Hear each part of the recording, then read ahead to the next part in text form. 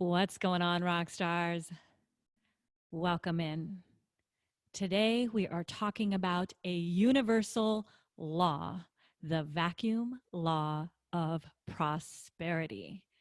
If you're new joining us on the 1% Life show, drop a 1 for brand new. If you've been here before, drop a 2. We love to know who our repeat viewers are and listeners are. And if you're brand new to the show, we want to be able to welcome you in as well. So, rock stars, let me introduce myself. For those of you who don't know me, my name is Joanie Dillon, peak performance coach and trainer.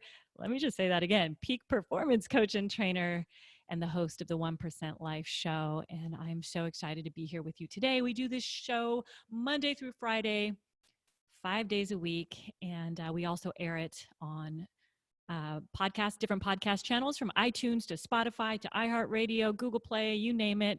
We're there. You can catch us there as well at the 1% Life show. So, rockstars, let's get into this. Today, we are talking about the vacuum law of prosperity. And what does this really mean? So, I've been on a coaching mastermind call or in a mastermind for the past 2 days. And during this call, one of the incredible mastermind participants, a friend of mine, Scott, made a really powerful comment on that call that referenced this law. And to be quite honest, I had never heard of it in this form as the vacuum law of prosperity itself. I've heard of the concept, I talk about it, I teach it, but I didn't really know that it was put into this form. So the more I started digging into it, I was like, okay, perfect. This concept is exactly in alignment with what I teach and what I do. Now I just have a name for it, right? So it's kind of unique and fun. And I wanted to bring it to your attention because it's a powerful law and it certainly has helped me in my life. I'm going to give you a couple situations and scenarios where you'll be able to understand how and how it can help you as well. If you're feeling like perhaps there's something that you want in your life that you're trying to attract in. It could be anything from a new job, a new multiple stream of income. This is like the new buzzword these days. I want additional streams of income. Great. Well, if you're having a hard time attracting that into your life, it could be because you need to apply the vacuum law of prosperity into your life. Perhaps you're looking to attract a new partner into your life. This actually worked for me, so I'm going to share with you how. And maybe you're pushing so hard for something, some specific goal, desired outcome that you really want. You know what it is, but you just can't seem to make it happen fast enough. This law applies to you. Or maybe, Rockstar, you're trying to grow your sales, whether you're a sales professional, an entrepreneur, whatever it is, you're trying to increase your revenue, increase your sales, and you're feeling like you're kind of pushing uphill. If that's the case, then I want you to really begin to understand what this law specifically means, the universal law of the vacuum law of prosperity, a universal law, and how you can begin to use it in your life. And if you're joining us for the first time, or live rather, drop a hashtag live. If you're joining the replay, drop a hashtag replay and share this out. This is how we get more people to hear about the show, to hear about the content, and to grow. So let's get into this. What is the vacuum law of prosperity? The vacuum law of prosperity states it means that in order to attract whatever it is that you desire to be, to do, or to have in your life, you have to make room for it. You have to make room for it, right? So how often do you try to add something else to your plate and it just doesn't seem to work, right? Maybe it's a habit that you're trying to add and you're feeling like it's so hard to do that additional thing. Or maybe it's something that you want specifically in your life, right? Like a new partner, a new job or income or revenue stream. So this means that in order to gain something new, you have to release something old that's no longer serving you. And what this can be is often is releasing old limiting beliefs, limiting thought patterns that are keeping you from receiving that new thing. So the question was posed on a mastermind call the other day by Scott, and he said, "How do you cure disease?" And we're like, "I don't know." And the gentleman he was talking to, who had the hot seat, said, um, I don't know if he's answered it, but he said, "I don't know." And he said, "Well, you can't. You can't cure disease. You focus on health, right? You don't cure the disease. You focus on adding health into the body." So this was the metaphor he gave. So within an organization, it's the same, right? If we focus on the disease, the thing that's the problem, and that's what we're trying to fix is the disease, the disease, the disease, or the problem, the problem, the problem, then what happens is that problem exacerbates, it gets bigger. Rather than focusing on what one should focus on, which is the health of the organization. It was such a profound concept and a nuance that can easily be overlooked. So similarly with your life, within your life, and it's more than just focusing on what you want and what isn't, as opposed to what isn't working. So here's how it works. So nature abhors a vacuum. You may have heard that saying before. Nature abhors a vacuum. Nature cannot handle a vacuum. So for example, let's say you dig a hole in the ground and you cover it up with dirt, right? And maybe you don't even cover it up with dirt. Let's just say you dig a hole. What happens in that hole? Things start to grow, right? You might have grass, you might have plants, you might have something. Nature is inherently good. So what happens is it begins to fill the vacuum, the void, with more good. And this is a powerful concept to really understand. So if you want to attract something new into your life, let's just call it a partner. Okay. So I'm going to give you an example. I was talking to one of my coaches, Elliot. This was just like months ago now. Could have been like 6 months ago. And Elliot was like really focused on why I didn't have a partner in my life. Real story. And I was like, I don't have time for that. I don't have time for that in my life right now. I don't. He's like, you're beautiful, his words, and you're smart, you're intelligent, you got all this stuff going on. I said, Elliot, I don't have time for it. And I was like, look, I've got a bunch of guy friends and, whatever. Like I have a lot of guy friends. And we started talking about one person in particular, who was an ex-boyfriend, who appeared to be hanging on by a string, right? Like there was still some energy connected there. And what Elliot said to me was, he said, Joanie, if you do not cut that off, you will never make room for more. The main reason why you think you don't have energy is because you're giving energy to the thing that's draining you, the relationship that's not serving you any longer, the friends who you don't need right now, right? In many ways, and who you're not going to progress with. And it was kind of a powerful moment where I realized, I was like, dude, he's right. But like cut it off, like not even friends. And it was, yeah, cut it off, not even friends. And there was a power in that. And it took me a few months to actually be able to do it. And then I consciously went about cutting it off. I didn't know I'd be talking about this, but that seems to be my life on this show these days.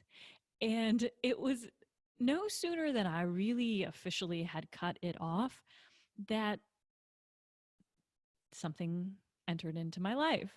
A special someone entered into my life and filled the void that was no longer there because I decided to let go of that which wasn't serving me, the dead weight, right? Created a void, a vacuum. Nature can't handle that. It wants to fill it naturally for you. So it filled the void. And this has happened a lot in my life. And I want you to think about, where has this happened for you specifically? One of the things that happened on our call yesterday was, we were doing our mastermind call, one of the guys in the call was saying, look, I've got this tax bill that I need to deal with. It's this huge tax bill. I've got this attorney, this problem with a business partner. It's this massive situation. I don't have time. I don't have the energy to deal with it. And quite honestly, I'm a little reluctant in spending the cash outlay because I need it right now, right? He had to make a big pivot in his business, a huge pivot. And he's like, I need it right now. And so I spoke up a little bit and I said, listen, what if you were to look at this differently? What if you were to not look at holding on to the thing out of scarcity and lack, but what if you were to look at, what if I make the decision and take the leap and do the thing, meaning hire the attorney and speak to whoever else he needed to handle his taxes and all that other stuff, knowing that that simple action and activity is going to welcome in, right? Putting out the cash, it's going to welcome in. I didn't even really realize that this was the vacuum law of prosperity. And when I said it, because it was a new concept that I had heard of in that context. And I just know how the universal laws work, period. And think of it as welcoming in more business. Like, what if that simple act of knowing that you're spending whatever amount of money it was, $5,000, $10,000, $20,000, that would just bring in new clients. I kid you not, you guys, within the next 5 minutes or 10 minutes at the most, he says, wow, literally, upon making the decision to do the thing, 2 ideal clients reached out and booked calls with him. How powerful is that? And how powerful of a message is that from the universe that, you release the thing, create the void, the vacuum, and it will naturally be filled. And so I want you to think about, for example, for you, what is the thing that you're holding on to that when you let go of will make room for something more? And a lot of people, for example, if you're an entrepreneur, are you holding on to an employee that is no longer serving you? Because you're like, God, but then we have to go out and find the person, then we have to go do all the, and it's so hard to find that person. Listen, you can't find that person. It's not going to find you. He or she will not find you if you're holding on to the dead weight, right? So you have to allow that vacuum to be created, the vacuum, right? The hole. And nature will naturally fill it. So that's a powerful thing to think about for you. And maybe it's not within your business, for example, but it could be something that you're holding on so tightly, an income stream. Like if you want to make room for another income stream, well, what are you holding on to so tightly that when you let go of, maybe it's a time related thing, will free up space for you to now begin doing the thing that you want to do. So this is a really powerful concept and universal law to begin to put into practice. And it's hard to know what you do want until you let go of what you don't want. I've actually found that for myself, that I have to release something for me to even gain clarity on, oh, now I get it. So I know what I now want because I know what I don't want. And that simple act of pushing something out of my life energetically opens up room for something more and the clarity and the introspection to know what that thing is that I wasn't clear on before. So it's a really powerful thing.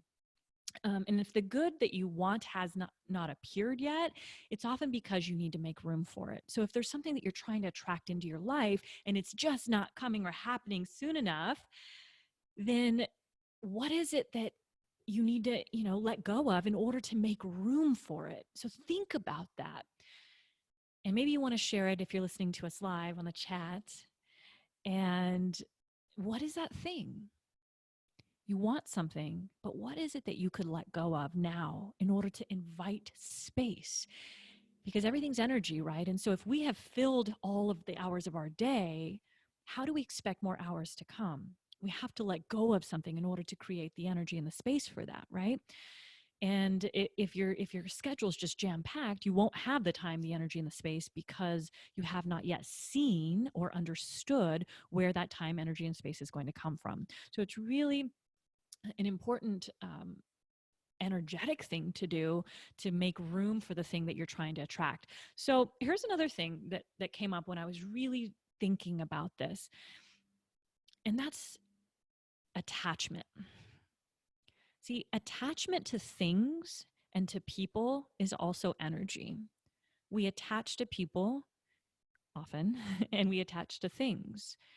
And when we hold on to something that's so meaningful because we gave the thing meaning,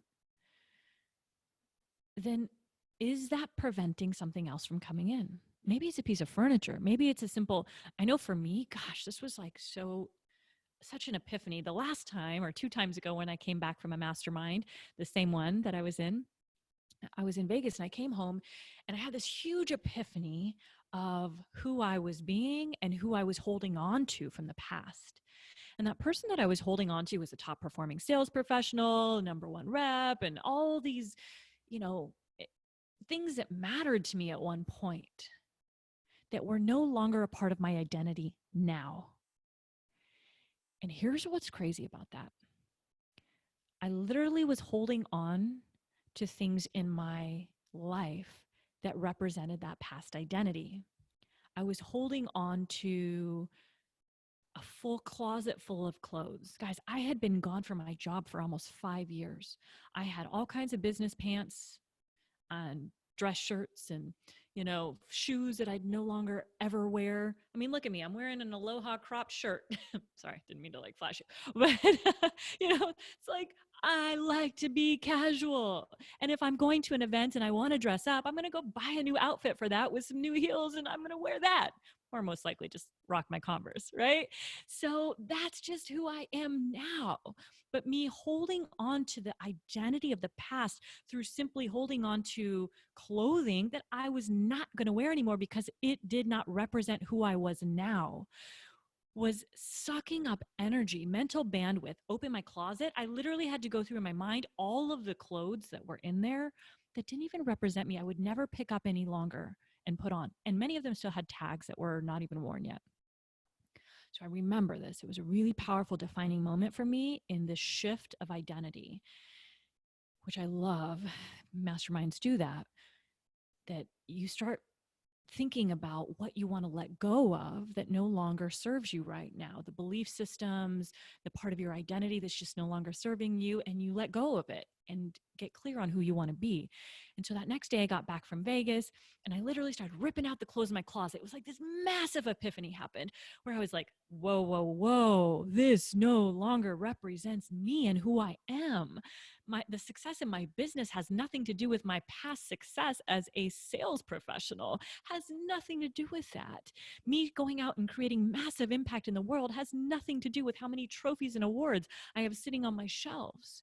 And yes, while they're important and they mattered to me at one point in time, what was holding on to that energy of it, of the clothing, of the trophies, of the awards? What meaning had I given that thing that was constricting and suffocating the life out of what new wanted to manifest?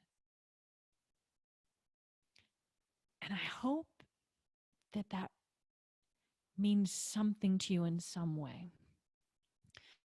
So I remember building a pile of clothes. The pile was so big. It was ridiculous.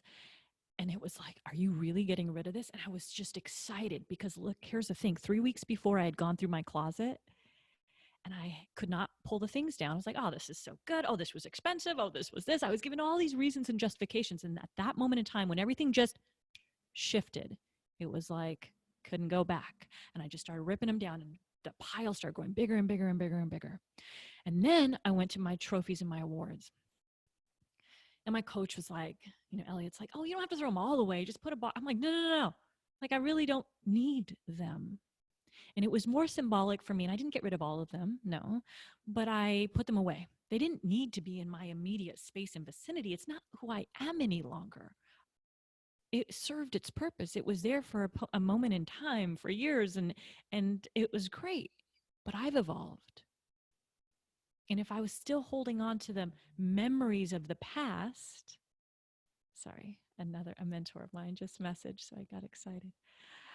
If I was still holding on to the memories of the past, then how could I create new experiences, new memories, new outcomes in the future? I would be the person of the past still. So I had to let go. And I encourage you to think about what specifically you're holding on to right now that is keeping you performing at a level that you're meant to surpass? What is it that you're holding on to from a past identity that when you decide to let go of, that the vacuum will be formed and the universe will find the thing for you to fill it with? So I wanted to leave you with that today, that message of the vacuum law of prosperity. And I wanted to give you one other nugget that's coming up for me right now in regards to a concept called, well, not called, but it's pretty basic, forgiveness. Forgiveness is huge. And I think that many of us don't practice it. I know that it's been a conscious effort that I have had to take on myself. And so there's a curriculum or a program called 40 Years of Zen that David Asprey does. And it's where executives and all kinds of people from around the world, influencers, go, and they spend a week up at, it's actually right by my house. I'm going to do it. Now I actually know what's inside of it. And they don't tell you what you do there, but it was all about improving your focus, your brain's capacity to perform, to achieve, to do the thing that you want to do. See, I'm all about, if you've been following me for any length of time, like biohacking and improving upon my ability to get stuff done in my life, right? To do things faster, quicker. I get it. I do slow down, I promise. I meditate, to do all the things, but to improve my efficiency and other areas of my life, like whatever, sleep, all that kind of stuff. So one of the things that he talked about in this program is that when I finally started diving into it, like what's inside 40 Years of Zen? How are they improving upon the brain's ability to focus, to think more quickly, more clearly, gain more creativity, all of that stuff, to tap into that part of you that's there? And what I discovered was it all had to do with forgiving people from your past. And there was this exercise that they took us through, and I don't remember what podcast it was on or whatever it was, so forgive me. And that activity was literally spending time. It says once you go out and you practice the 40 Years of Zen for 7 days, they literally will spend all day going through every person in your life to forgive that person who's wronged you. Because in your mind, you've created meaning around something that happened, right? And we can justify a wrong to the end of our life. We've been wronged. Somebody wronged me, right? You can justify a wrong for you as well. But what happens is that there's energy that's contained in that justification, in that holding on of the emotional chains. And that when you decide to forgive, you cut the energetic cord between you and the person that needs forgiving. And the power in that is magnificent. Literally, what happens is that you start accessing brainwave patterns immediately from the moment you begin that forgiveness of alpha, which is a very creative, beautiful state to be in. And they saw these alpha patterns get so big simply upon forgiveness. And so one of the things that I try to do and try to carve into my life is the act of forgiving somebody by spending time in quiet and going back to people throughout my day. And you can do this. It's so simple, 5-10 minutes in a day. At the end of the day, who do you need to forgive from today? And here's what you do. When you ask your unconscious mind to reveal the person to you that's coming up, that you have some unfinished, some unresolved negative emotions with from the past, some unresolved stuff with, right? Your unconscious mind will reveal that person to you. And it could be you. It could be you. Maybe you need to forgive you. And if you spend commit to spending 5 minutes at the end of your day. I always do a little gratitude practice at the end of my day, go through my day, and I find the number one thing that I'm the most grateful for in that day. And then what I often do, and I don't do it every day, admittedly, what I often do is I'll go through and I'll say, okay, who do I need to forgive today? And I'll go through everybody who I came in contact with that day, emails that came through. Maybe it's just some negative emotion got stirred up within something in me from someone that I got triggered from, right?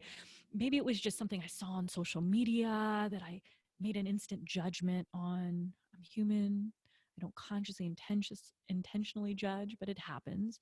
Or maybe it was just a flash of a memory of something in my mind that felt unresolved. Or maybe it was right then, upon asking who I need to forgive, that my unconscious mind revealed that memory to me.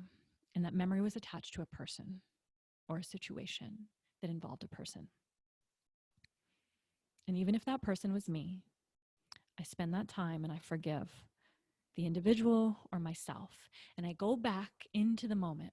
And this is the hard part. This is the part that really can get uncomfortable and where people want to run, right? Like, I don't want to face it. I don't want, especially if it was an intense one, right? There are some really big moments in many of your lives and many of our lives where we have to forgive. Like, I had to forgive myself for acting a certain way when my mother was ill and dying of cancer. I had to. I was uncomfortable. I didn't like it that I didn't come around and see her. And I chose to spend that time with a boyfriend when I was in college. I had to forgive myself for that. I did see her, but not to the amount that I had wanted to. And we hold on to those negative emotions from the past, and it's like this heavy weight that we're carrying behind us that holds us down, that drags you down. And so when you can begin to forgive and go back and say, okay, what if I could see it from a different lens? What if I could see it from their perspective? What could they have possibly been thinking? What could have been their intention? And finding a place to say, oh, I see how that, like to find a neutral zone, right? Like, I see how maybe this person could have thought this. Maybe they could have thought that I wouldn't have taken it this way. Maybe they said the thing that they said because they really were well-intentioned and they didn't know that it was going to hurt me like it did. See, I'm a firm believer that people are doing the best they can with the resources they have available to them in their life. And we don't all come with the same set of resources, nor do we develop those same set of resources. And as you begin to develop new resources and new frames through which to see the world, you're unique, right, from the next person.